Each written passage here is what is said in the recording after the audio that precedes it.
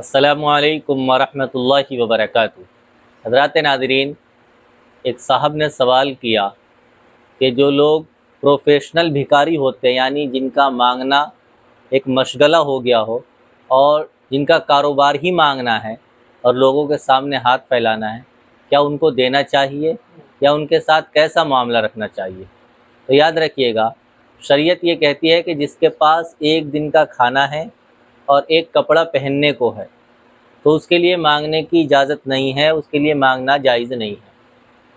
دوسری بات یہ یاد رکھیے گا کہ ہمارے ہاں یہ ایک عام رواج بن چکا ہے کہ جو آدمی یہ دیکھتا ہے کہ مجھے اس محلے میں لوگ نہیں پہچانتے، وہ وہاں مانگنا شروع کر دیتا ہے، ہٹا کٹا کسی طریقے سے بہترین انسان ہے، دیکھنے میں کام کر سکتا ہے، ہاتھوں سے مزدوری کر کر کما سکتا ہے، لیکن اس کے باوجود وہ مانگنے کو آسان کام سمجھتا ہے اور وہ یہ سمجھتا ہے کہ یہ فائدے کا سودا ہے، کہ اس میں ہم 2 گھنٹے 3 گھنٹے لگا لیں گے اور 2-4 ہزار کا کام ہو جائے گا۔ لیکن یاد رکھیے گا کہ یہ مانگنا جہاں عزت نفس کو مجروح کرتا ہے، وہیں شریعت بھی اس سے منع کرتی ہے۔ دوسری بات یہ ہے کہ جو آدمی واقعی پریشان ہو، اس کے گھر پر فقر و فاقہ ہو، تو اس کے لیے تو شریعت نے اجازت دی ہے کہ وہ لے کر کام چلا لے، لیکن مانگنے کو اپنا مشغلہ بنا لے، ایسا نہیں ہے، بلکہ مجبوری ہے تو اس نے لے لیا، لیکن اگر مستقل اس چیز کو اپنے اندر باقی نہ رکھے، بلکہ کوشش کرے کہ میں کچھ اپنے ہاتھوں سے کروں، اپنے پیروں پر کھڑا ہو جاؤں۔ اسی طریقے سے یہ بات بھی یاد رکھنے کے قابل ہے کہ آقا علیہ الصلاۃ والسلام نے ایسے شخص کے بارے میں جو لوگوں سے بلا ضرورت سوال کرتا ہے، فرمایا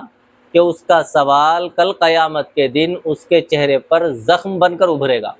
سوچئے کتنی سخت وعید ہے۔ اسی طریقے سے دوسری روایت میں حضور صلی اللہ علیہ وسلم نے فرمایا کہ جو شخص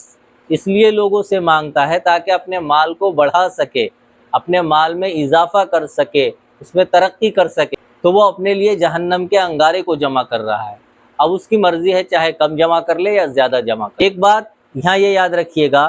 دینے والے کے تعلق سے، کہ جس کے بارے میں پتہ ہو، علم ہو کہ یہ شخص پیشہ ور بھکاری ہے،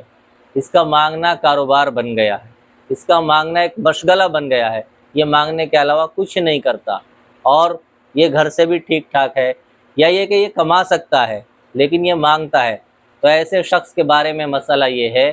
کہ اسے دینا نہیں چاہیے، بلکہ اگر آپ نہیں دیں گے تو اس کی حوصلہ شکنی ہوگی تو وہ اس عمل سے باز آ جائے گا۔ لیکن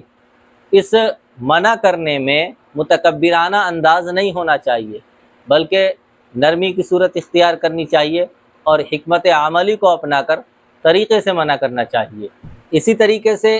اسے سمجھانے کی کوشش کرنی چاہیے کہ دیکھو تمہیں اللہ نے 2 پیر دیے، 2 ہاتھ دیے، تم اپنے ہاتھ سے کر کے کھاؤ۔ تو اس میں اسے متکبرانہ انداز اختیار نہ کیا جائے، اسے جھڑکا نہ جائے کہ بھائی تو کیوں مانگ رہا ہے تجھے۔ بہت سے لوگوں کو دیکھا ہوگا آپ نے کہ جب مسجد میں سوال کرنے والے سوال کر دیتے ہیں تو بہت سے لوگ وہیں شروع ہو جاتے ہیں، اور وہ صرف وہیں نہیں بلکہ ان کی ایک عادت ہوتی ہے جو ایک گھٹیا عادت ہے، بری چیز ہے۔ اگر آپ کسی کو بھی سمجھا رہے ہیں تو اسے طریقے سے سمجھائیے، حکمت عملی سے سمجھائیے۔ قرآن کیا کہتا ہے؟ ادعو الی سبیل ربک بالحکمت والموعظۃ الحسنہ،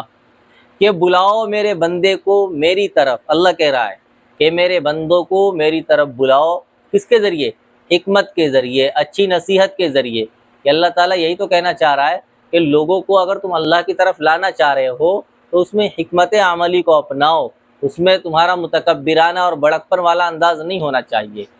ایک مسئلہ یہ یاد رکھیے گا کہ اگر کوئی دے دے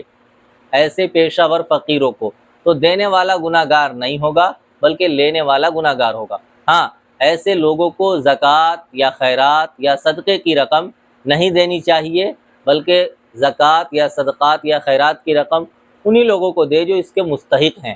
فقط والسلام۔